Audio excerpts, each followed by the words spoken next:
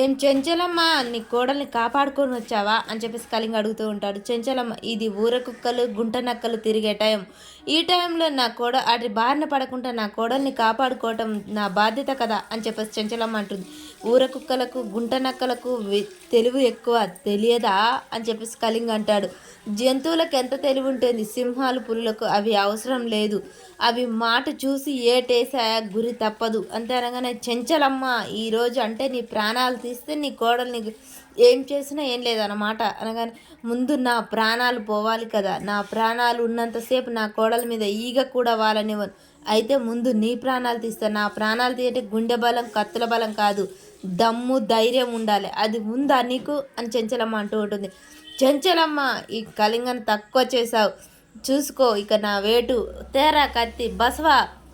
అమ్మోరికి బలిచ్చినప్పుడు ఏటపోతు తెగి ఒక్క దెబ్బకే కింద పడుతుంది, అలాగే ఈరోజు ఈ తల పగిలిపోవాలి అని చెప్పేసి అనగానే చెంచలమ్మ కండ్లే కత్తుల్లా చేసి చూస్తూ ఉంటుంది. ఇంతలోపు అన్న ఆగన్నా, ఆ కండ్లే కత్తుల్లా ఉన్నాయి, వద్దన్న ఏటు చూసి మాటు వేయాలి వద్దన్న అని చెప్పేసి తన మనుషులు చెప్తూ ఉంటారు.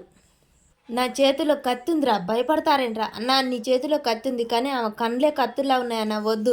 ఏంటి కళింగ ఆగిపోయావు, మృత్యువు అక్కడే ఆగిందా, అడుగు పడనంటుందా, నీ మృత్యువు నా చేతిలోనే అంటుందా అని చెప్పేసి చెంచలమ్మ అయితే గట్టిగా మాట్లాడుతూ ఉంటుంది. కళింగ ఆగిపోయి ఆలోచిస్తూ ఉంటాడు.